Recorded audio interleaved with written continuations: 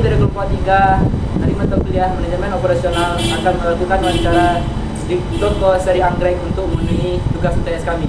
Ikuti keseruan kami. Slow it down, baby, take a look. Blow my whistle, baby, let me know. Girl, I'm gonna show you how to do it, and we start real slow. You just put your lips together and you come real close. Can you blow my whistle, baby, whistle, baby? There we go.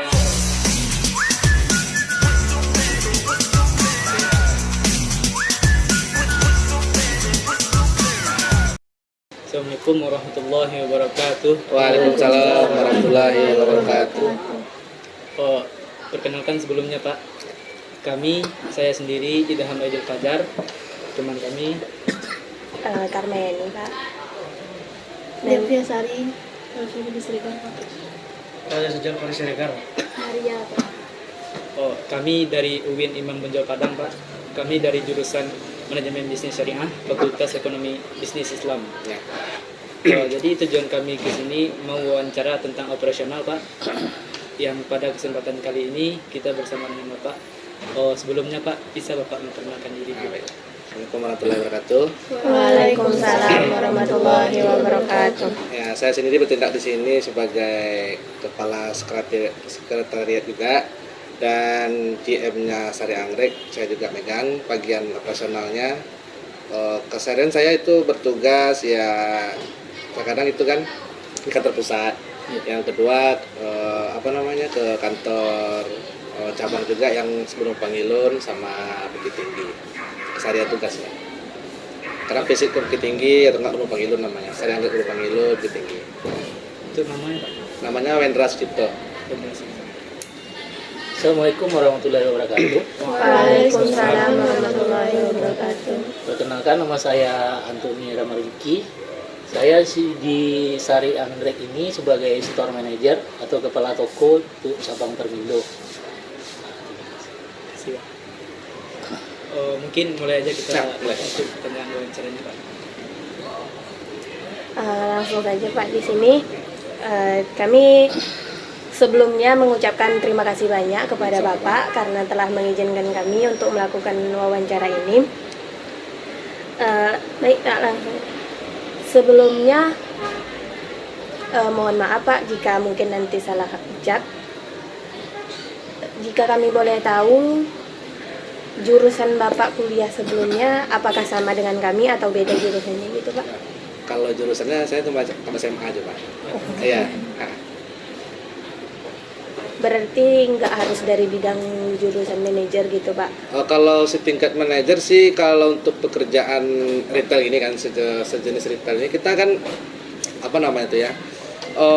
kalau untuk strata sih penting gitu kan. Tapi kalau untuk bisnis retail atau usaha retail kita kan yang diutamakan itu kan pengalaman di lapangan gitu kan.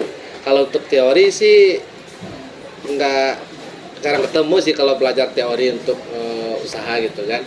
Kalau usaha itu kan lebih banyak prakteknya ketimbang teori gitu. Kalau untuk pengalaman sih saya di bidang retail ini kurang lebih 8 tahun. Sama juga Pak. Ya. Sebenarnya kalau untuk kadang-kadang kan ada orang harus tamat ini, harus tamat itu untuk memegang jabatan. Kalau di Sari Anggrek itu berdasar pengalaman dan tes nanti bisa diangkat jadi general manager atau store manager atau supervisor. Kalau saya di sini kerja di sini dulu di bagian penerimaan barang di belakang. Udah dari 2003 sampai sekarang. Lu lahir ya. 2003 saya udah kerja di sini. Jadi wakil pimpinan itu di 2014. Sekarang karena ada perombakan manajemen, saya diangkat jadi store manager untuk cabang Termindo. Jadi store manager ini berdasarkan pengalaman yang udah dijalani selama hampir 20 tahun lah di cabang Termindo ini untuk retail. Dulu bukan cabang sebenarnya. Ini pusatnya di sini, yang cabang Bukit Tinggi sama Gunung Pangilun. Gunung Pangilun. Dulu hanya satu, cuman Sari Anggrek Termindo ini aja. Berarti sekarang pusatnya terletak di mana, Pak? Iya di sini. Sebelah Permendo sini. Tetap di sini. Iya. Kantornya yang di tempat adik-adik di sebelah ini. Itu kantor pusat. Jadi Pak, di sini bagaimana Bapak meningkatkan efisiensi operasional dalam tim di Sari Anggrek ini? Ya, kalau di sini untuk meningkatkan efisiensi operasional, dulu di toko ini ada sekitar 60 karyawan. Banyak yang Ya. di satu Permindo ini aja sebelum ada cabang Bukit Tinggi itu udah termasuk kantor. Dengan perkembangan waktu dan karena ada imbasnya waktu masa Covid, jadi ada beberapa karyawan yang dirumahkan dan ada beberapa karyawan yang diputus kontraknya. Jadi untuk meningkatkan efisiensi itu satu orang tuh bisa memegang 3 pekerjaan. Contoh, store manager nggak harus di kantor aja, atau general manager waktu itu nggak harus di kantor aja, juga bisa jadi pelayan orang, juga bisa jadi cleaning service, bahkan bisa jadi sopir juga. Lebih ke profesional lah istilahnya. Profesional lah, menguasai segala bidang. Jadi bisa jadi penerima barang kalau misalnya si A yang ditugaskan menerima barang lagi nggak masuk, nah itu kita bisa turun tangan untuk melakukan pekerjaan tersebut. Berarti Kalau- lebih dituntut untuk multi talent dan Iya betul. Multi talent harus menguasai semua. Karena kalau masih sebanyak itu kita pakai di waktu Covid dan sekarang juga masih terasa.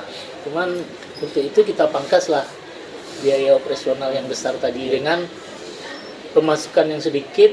Kalau biaya operasional yang besar tuh nggak kebayar lah ya. Gitu. Terus untuk kan di sini Sari Anggreknya Pak Ya. ada 2 lantai. Ya. Untuk tata letaknya sendiri bagaimana Pak manage tata letak itunya gitu? Ya kalau untuk tata letak dari awal saya masuk ini itu yang di bawah itu swalayan sama ATK dan alat tulis. ATK itu alat tulis kantor dan peralatan listrik. Kalau untuk di lantai 2 itu khusus buku aja. Seluruh buku, baik itu mau buku pelajaran, Al-Quran apa itu, makanya di dalam merek toko kami, toko buku dan swalayan. Jadi dulunya awalnya ini Sari Anggrek berdiri ini hanya toko buku aja. Setelah berkembang, orang berkunjung, nanya air minum, ada itu kan, makanya dibuka swalayannya. Dulu swalayan itu istilahnya pelengkap. Jadi kita beda dengan retail yang lain yang hanya menjual kebutuhan harian seperti swalayan aja kan, kayak Citra, Singgalang. Kalau dulu kita tuh basicnya buku sama kayak Gramedia. Untuk kendalanya sendiri dalam Bapak mengatur Sari Anggrek ini ada Pak?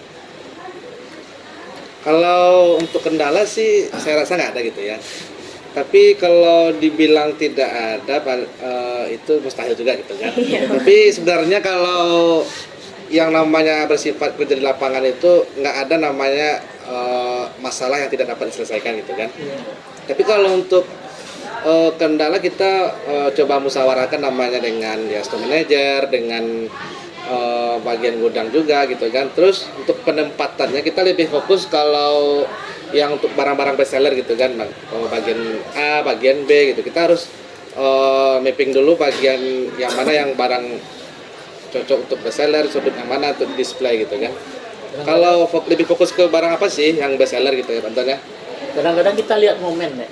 Nah, season lah. Misalnya sessionnya bulan Ramadan. Nah, kita mapping Al-Quran di depan, terus di bawah di swalayan tuh kita jual sirup, sajadah, kopiah kan, topi-topi, peci-peci muslim itulah. Itu kalau ada sessionnya. Terus kalau season tahun ajaran baru itu kita pasang umbul-umbul back to school di semua kawasan toko lah, back to school, supaya anak-anak orang-orang mau masuk tahun ajaran baru ke Sari Anggrek, apapun yang dia butuhkan itu lengkap, mau bukunya, mau seragamnya, mau tasnya, ya kebutuhan untuk tahun ajaran baru lah udah kita cover semua. Sedang itu berdasarkan jadwal kalender yang kita ketahui, misalnya bulan ini tahun ajaran baru, ini tahun ajaran baru mahasiswa, kayak adik-adik mau tahun ajaran baru mahasiswa kan butuh kayak mau apa namanya tuh masa orientasi siswanya, kalau dulu kan butuh tas atau apa itu udah pokoknya konsumen itu apapun yang dia butuhkan dia ingat lah Sari Anggrek. Membekas ya.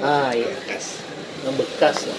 Jadi nggak perlu ke toko lain, misalnya dia butuh ini di sini nggak ada, pergi lagi ke toko lain. Kalau udah masuk Sari Anggrek, satu kantong tuh udah bawa pulang, udah lengkap semua.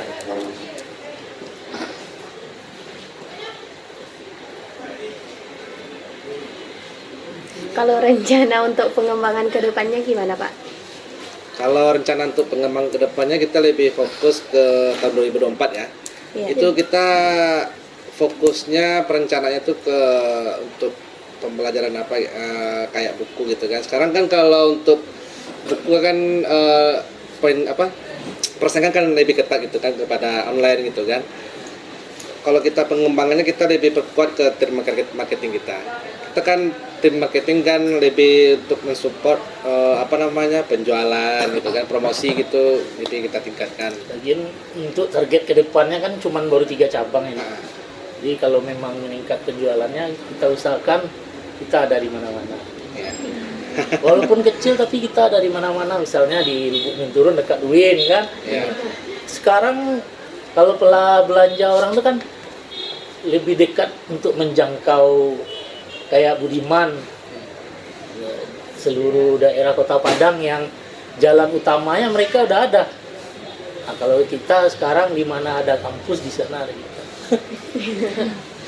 Atau di luar daerah kita coba buka lagi kayak untuk yang awal ini kan cuma ada di di Bukit Tinggi sama yang di Gunung Pangilun itu kan ada beberapa kampus di sana itu. Nah, yang belum kita jangkau itu kayak daerah Lumin, berapa ada UIN-nya, ada pesantren Amka, Arisalah, ya. kan banyak tuh. Jadi kadang-kadang mereka untuk ke pusat ke Sari Anggrek ke sini kan agak jauh, apalagi nanti dia ke sini nggak dapat barangnya. Nah, terus target kita tuh untuk market satu ke Gen Z. Kaum milenial. Sekarang yang pengunjung toko kan pada orang tua semua, kaum milenial pada duduk-duduk di kafe. Makanya sekarang kita buka ini tempat minum kopi yang di luar ini, yang buka pintu ini rencananya untuk buat minum kopi untuk kaum milenial. Kaum milenial yang biasanya belanja di HP, di online kan. Nah, kita rencananya memperkuat di tim marketing itu di online-nya. Jadi sasaran kita itu lebih luas kalau di online. Kalau untuk buka cabang sih masih orang berkunjung. Kalau online dimanapun kita udah coba dulu untuk sasaran online sampai ke Malaysia kita udah pernah ngirim buku. Itu buku giring perak sama tikam samurai itu. Jangkauannya itu dari Malaysia. Di toko lain belum ada. Yang ada cuman kita ya. Giring perak sama tikam samurai ini cerita Minang yang eksis pada tahun 80-an sama 70-an yang keluar di koran Singgalang. Jadi dibukukan lagi. Kadang-kadang ada orang Malaysia tuh yang orang tuanya pernah orang Padang lah itu, orang Minang. Jadi nampak mereka berkunjung ke sini ada tikam samurai masih ada, dia minta kirim ke Malaysia. Jauh jangkauannya sampai ke Aceh kita pernah juga kirim barang ke Ambon. Cuman kita kan ada ibaratnya toko kita ini ada space khusus yang di tempat lain yang nggak ada. Inilah dia buku khusus Minangkabau, khusus Minang. Jadi ada ketertarikan untuk orang luar berkunjung ke sini, misalnya ada turis-turis dari Malaysia dibawa sama tour guide-nya untuk ke toko buku mencari buku-buku tentang Minangkabau. Memang asli ciptaan daerah ya Pak? Iya, asli ciptaan daerah. Karena di kayak Malaysia dan Singapura itu kan kita serumpun. Jadi mereka asal muasal adatnya itu kan dari sini, dari tanah datar itu lah kan, dari Pagaruyung itu asalnya. Nah inilah silsilah buku silsilah adat yang termasuk pengarangnya orang-orang Minang asli. Di situ kita cari segmen pasar yang berbeda lah dari yang lain, agar dalam persaingan tuh ada ciri-ciri khusus toko kita ini. Kalau untuk memanajerial karyawan sendiri gimana Pak? Kan di sini karyawannya rame gitu Pak. Ya. Untuk mengatur ya biar sejalan gitu, nggak konflik gitu Pak. Ya kalau untuk manajerial karyawan kita kan punya struktur organisasi yang dari awalnya dari direktur utama, terus ke bawahnya staf sampai ke Pak Wendra sebagai general manager, sampai saya store manager. Nanti di bawah saya ada supervisor. Jadi untuk mengatur karyawan itu kan mereka ada jadwal kerjanya, jam kerjanya kan ada yang masuk siang, ada yang masuk pagi. Nanti yang ngatur jadwal itu kan dari SPV-nya sampai ke store manajernya. Kalau Pak Wendra ini general manager mengatur seluruh cabang, termasuk jadi kepala sekretariat kantor. Nanti setiap karyawan ini kan kita bagi-bagi job. Ada yang namanya cleaning service, ada yang namanya pramuniaga. Kalau pramuniaga itu ya khusus untuk melayani orang. Ada yang namanya kepala gudang atau bagian gudang yang khusus untuk menerima barang. Ada lagi yang bagian online yang di pojok sana, cuman kita lagi renovasi, itu karyawannya khusus bagian online. Jadi sudah kita atur jadwal kerja sama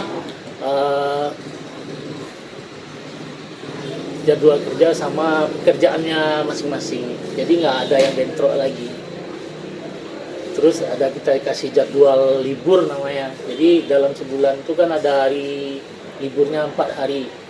Nanti kita atur yang hari A, yang si A hari tanggal 1 sampai tanggal 4 nanti, jadi nggak ada yang bentrok gitu. Walaupun mereka kadang-kadang mau libur atau apa itu harus memberitahu kepala tokonya masing-masing, kepala bagiannya masing-masing. Misalnya si A mau libur harus telepon dulu. Nanti kalau dia libur-libur saja kan kita kekurangan karyawan untuk melayani orang. Jadi susah. Bagian sebelum penerimaan karyawan kan kita dites dulu. Diwawancara. Diwawancara.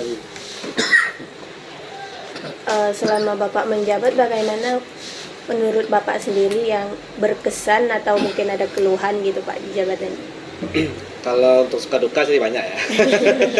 Teman-teman ya. Iya, suka duka yang namanya. Ya kalau pasti namanya ada. pekerjaan gitu kan, ya kita kan sesuai dengan porsi tingkat jabatan kita gitu kan. Iya. Kita kan dituntut untuk lebih lebih profesional, lebih tegas, lebih lebih detail gitu kan dalam hal. Kalau untuk usaha ini kita lebih acuannya tuh lebih ke customer gitu kan. Iya, tapi kan suka dukanya itu lebih harus depannya ya. Dukanya kadang-kadang kita melayani konsumen yang itu banyak cincang. Yang nggak sesuai lah ya. Yang namanya retail konsumen adalah Raja. apapun, karena yang kita butuhkan uang dari mereka, Iya. bukan orangnya. Yang kita butuhkan orangnya, uangnya.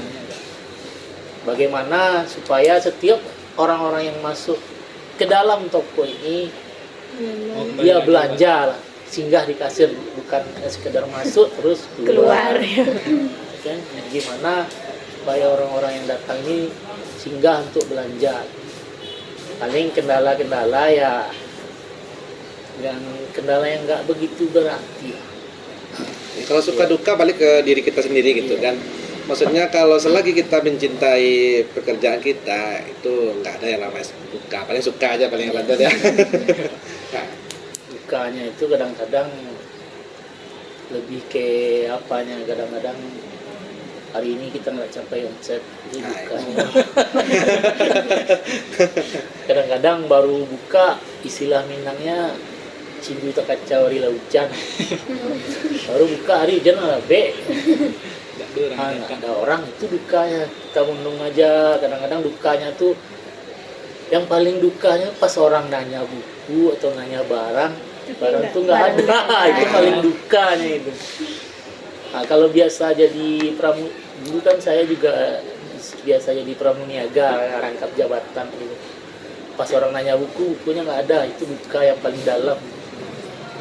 Sama kayak kita jatuh cinta, orangnya nggak terima. Bawa kantong kosong aja ke bawah lagi kan.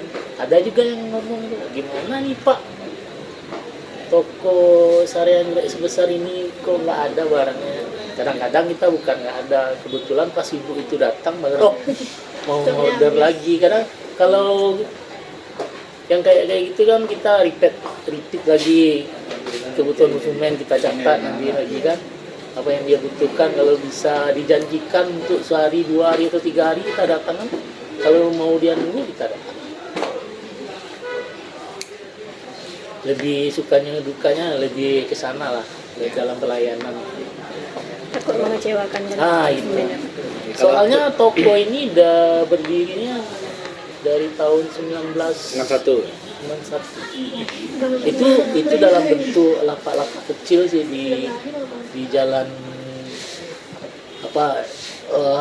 Hilugoo itu dekat air mancur. Di sana dulu awalnya bapak. Sekarang udah generasi kedua ini. Karyawan pun udah generasi kedua. Generasi pertama udah banyak yang pensiun. Jadi pemilik tunggal, bukan dalam bentuk CP atau gabungan saham, tapi pemilik tunggal. Baik Pak, mungkin itu aja. Terima kasih Pak atas waktunya. Ya sama-sama, moga dalam kunjungan ini ilmunya bermanfaat lah ya, untuk generasi penerus kita lah, ibaratnya adik-adik ini mau tahu, adik-adik buka retail pula kan. Iya. Jangan mau jadi karyawan kayak bapak-bapak ini.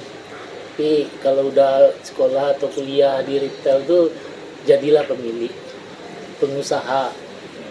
Beda kami dengan anak kuliah kan kami lebih ke pekerjanya. Kalau adik-adik di kuliah kan untuk membuka lapangan usaha gitu.